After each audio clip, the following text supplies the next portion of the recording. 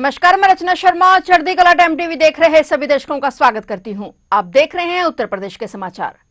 उत्तर प्रदेश के मुख्यमंत्री योगी आदित्यनाथ ने कहा कि उन्हें आज गंगा, यमुना और अदृश्य सरस्वती की पावन त्रिवेणी में दर्शन और स्नान करने का सौभाग्य प्राप्त हुआ है। सीएम योगी ने कहा कि पिछले वर्ष इसी समय हम सब महाकुंभ की तैयारी के लिए युद्ध स्तर पर लगे हुए थे। मुझे याद है कि पिछले साल 10 जनवरी को भी मैं प्रयागराज में ही था। मैं माघ मेले की अंतिम तैयारी देखने के लिए आया था और इस वर्ष का माघ मेला पूरी भव्यता के साथ पौष पूर्णिमा के स्नान पर्व 3 जनवरी 2026 से प्रारंभ हो गया है। माघ मेले का यह आयोजन लगातार 15 फरवरी महाशिवरात्रि तक चलेगा। सीएम योगी ने कहा कि पौष पूर्णिमा पर यह अनुमान था कि 10 से 15 लाख श्रद्धालु यहां आएंगे, लेकिन पौष पूर्णिमा के स्नान पर्व पर 31 लाख से अधिक श्रद्धालुओं ने मां गंगा, मां यमुना और अदृश्य सरस्वती की पावन त्रिवेणी में आकर आस्था की डुबकी लगाई। सीएम योगी ने कहा कि 14 और 15 जनवरी को मकर संक्रांति का स्नान होगा और इसके बाद 18 जनवरी को मौनी अमावस्या का मुख्य स्नान पर्व और इसके बाद 23 जनवरी को बसंत पंचमी और 1 फरवरी को माघी पूर्णिमा का स्नान पर्व होगा। 15 फरवरी को महाशिवरात्रि के स्नान पर्व के साथ माघ मेला संपन्न हो जाएगा। माघ मेले के आयोजन के लिए पुलिस और प्रशासन ने और अन्य विभागों ने अपनी पूरी तैयारी की है। पहले की तुलना में स्नान घाटों की लंबाई बढ़ाई गई है। गत वर्ष इसी समय हम लोग प्रयागराज महाकुंभ की तैयारी के लिए और अंतिम रूप से आयोजन की तैयारी करने के लिए युद्ध स्तर पर लगे थे। मुझे याद है 10 जनवरी 2025 को भी मैं प्रयागराज में ही था। मेले के अंतिम तैयारी देखने के लिए मैं आया था और आज इस वर्ष माघ मेला जो पूरी भव्यता के साथ पौष पूर्णिमा 3 जनवरी 2026 से प्रारंभ हो चुका है। लगातार यह 15 फरवरी तक यह आयोजन चलेगा। जो अपेक्षा थी पौष पूर्णिमा को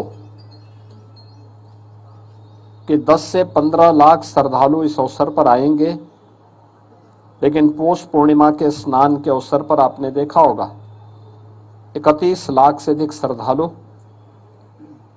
मां गंगा, मां यमुना और मां सरस्वती की इस पावन त्रिवेणी में आकर के भगवान बेणी माधव की कृपा से, बड़े हनुमान जी की कृपा से, भगवान अक्षय वट की असीम सानिध्य में उन्होंने सकुशल स्नान किया और यहाँ से आशीर्वाद लेकर के प्रस्थान किए और कल्पवासी 1 महीने के कल्पवास के लिए यहाँ पे वर्तमान में अपनी साधना में तल्लीन है। आज मुझे यहाँ पर भगवान रामानंद जी के 726वें पावन जयंती के कार्यक्रम में भाग लेने का अवसर प्राप्त हुआ है।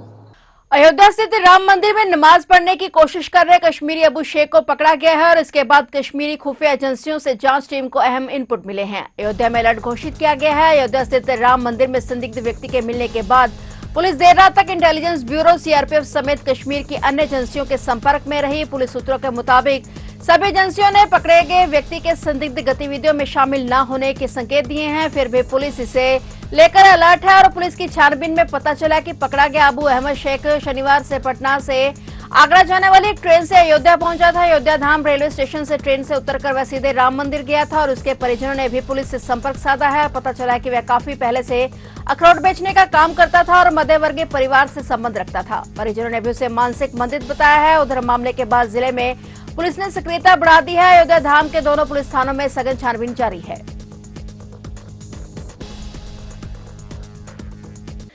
100 करोड़ की जीएसटी चोरी के मामले में सेंट्रल जीएसटी का एक इंस्पेक्टर भी शामिल है। इंस्पेक्टर की तैनाती दिल्ली में है। गाजियाबाद में दर्ज एफआईआर में उसको भी अब आरोपी बनाया गया है। एसटीएफ उसकी तलाश में है। एसटीएफ ने दिल्ली निवासी स्क्रैप कारोबारी हरदेव सिंह उर्फ प्रिंस, जितेंद्र झा, पुनीत अग्रवाल और शिवम सिंह को गिरफ्तार किया था। आरोपियों ने बोगस फर्म और फर्जी ईवे बिल इनवाइस काटकर करीब 100 करोड़ रुपए की कर चोरी की थी और गाजियाबाद के कविनगर थाने में केस दर्ज था। एसटीएफ जनरल लखनऊ की टीम आरोपियों की धरपकड़ में जुटी हुई है। तफ्तीश में सामने है कि दिल्ली में सेंट्रल जीएसटी में तैनात इंस्पेक्टर मोहित अग्रवाल भी इस गिरोह में शामिल है और एसटीएफ ने इसके खिलाफ पुख्ता साक्ष्य जुटाए हैं और उसी आधार पर उसके आरोपी बनाया गया है। इसके अलावा हरियाणा निवासी आलोक नाम का भी एक शख्स गिरोह का हिस्सा है। एसटीएफ के मुताबिक आरोपी पुनीत अग्रवाल की एक फर्म एडोन ऑटोमोबाइल है। यह फर्म भी बोगसी और करोड़ों का हेरफेर इसके जरिए ही किया गया था। 3 महीने पहले इस फर्म को सस्पेंड कर दिया गया था और तब पुनीत ने इंस्पेक्टर मोहित अग्रवाल के जरिए इस फर्म को रीस्टोर करवा लिया था और इंस्पेक्टर को इसके एवज में 40,000 रुपए दिए गए थे। इंस्पेक्टर की भूमिका सामने आने के बाद अब उसकी गिरफ्तारी के लिए टीमें लगा दी गई हैं। उत्तर प्रदेश में निःशुल्क और अनिवार्य बाल शिक्षा अधिकार अधिनियम आरटीई के तहत निजी विद्यालयों में प्रवेश प्रक्रिया जल्द शुरू होने जा रही है और इस बार शासन ने नाथ बच्चों को भी आरटीई के तहत प्रवेश की सुविधा दी है और ऐसे बच्चे अपने अभिभावक या संबंधित संस्था के प्रतिनिधि का आधार कार्ड लगाकर प्रदेश में प्रवेश पा सकेंगे और शासन की ओर से जारी निर्देशों के मुताबिक मान्यता प्राप्त निजी विद्यालयों में प्रवेश के लिए बच्चे का दुर्बल वर्ग या वंचित वर्ग से होना अनिवार्य होगा। इसके अंतर्गत अनुसूचित जाति, अनुसूचित जनजाति, सामाजिक और शैक्षिक रूप से पिछड़ा वर्ग, दिव्यांग बच्चे शामिल हैं। इसके अलावा HIV और कैंसर से पीड़ित माता पिता और अभिभावक के बच्चे और अनाथ बच्चों को भी प्रवेश का लाभ मिलेगा और अनाथ बच्चे बाल गृह या अनाथ आश्रम में निवासित हों और तभी वे पात्र माने जाएंगे। इससे जरूरतमंद बच्चों को गुणवत्तापूर्ण शिक्षा का बेहतर आवास मिल सकेगा और वे शैक्षिक रूप से सशक्त बन सकेंगे। 2026-27 के लिए प्रवेश संबंधी आवश्यक निर्देश शासन द्वारा जारी कर दिए गए हैं। वहीं आरटीई के अंतर्गत पंजीकृत निजी विद्यालयों की संख्या बढ़ाकर 68,000 कर दी गई है, जिससे बच्चों के लिए प्रवेश के विकल्प और अधिक बढ़ गए हैं।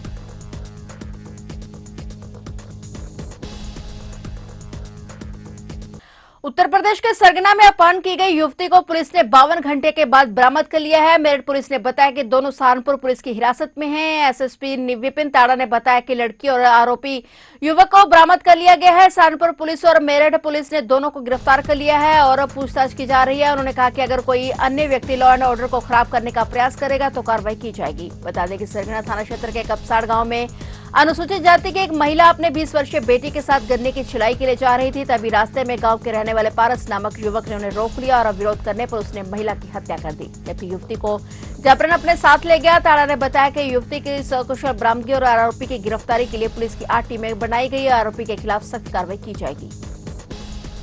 2 दिवस पूर्व थाना सरगना में एक घटना घटित हुई थी, जिसकी गंभीरता को देखते हुए पुलिस ने तत्काल मुकदमा दर्ज कर अभियुक्त की गिरफ्तारी और अपहर्ता की बरामदगी के लिए 10 से अधिक टीमें लगाई।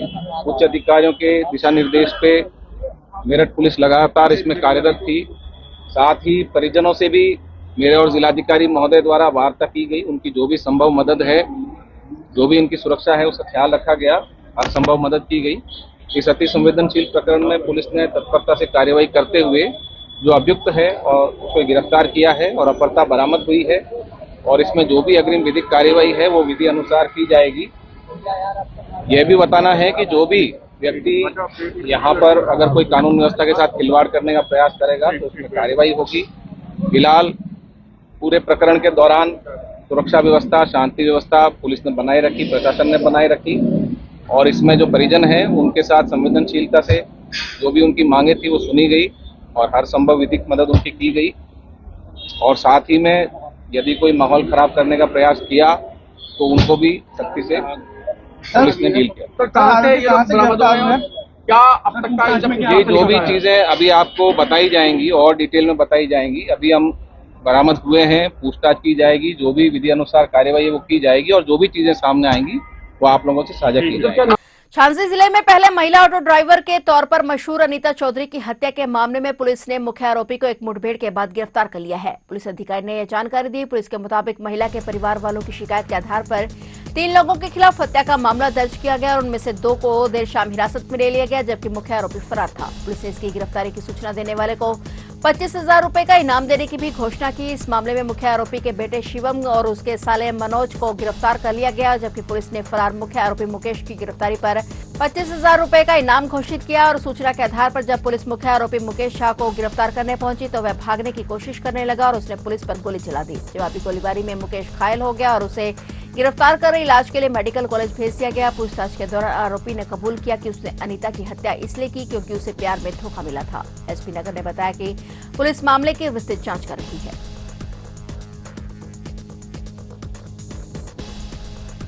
उत्तर प्रदेश पुलिस के भ्रष्टाचार निवारण संगठन की एक टीम ने एक पुलिस उप निरीक्षक को कथित तौर पर 50,000 रुपए की रिश्वत लेते हुए रंगे हाथों गिरफ्तार किया है। एसीओ के अनुसार शिकायतकर्ता सैदुल्ला ने पुलिस को बताया कि उसके परिवार के खिलाफ मामला दर्ज किया गया है और कोतवाली पुलिस थाना के उप निरीक्षक अशरफ खान ने उसे गिरफ्तारी से बचाने और मामले को सुलझाने के बदले में 50,000 रुपए की रिश्वत मांगी थी। सैदुल्ला ने आरोप लगाया कि खान ने यह धमकी भी दी कि अगर रकम नहीं दी गई तो परिवार के सभी सदस्यों को जेल भेज दिया जाएगा। एसीओ टीम गोरखपुर के प्रभारी निरीक्षक शिव मोहन यादव ने बताया कि शिकायत के आधार पर खान के खिलाफ फरेंदा पुलिस थाने में मामला दर्ज किया गया था। प्रारंभिक जांच के बाद टीम ने शिकायतकर्ता को पैसे देकर भेजा और दरोगा को रंगे हाथों पकड़ लिया। यादव ने बताया कि आरोपी उप निरीक्षक को गिरफ्तार कर लिया गया है और मामले की जांच जारी है।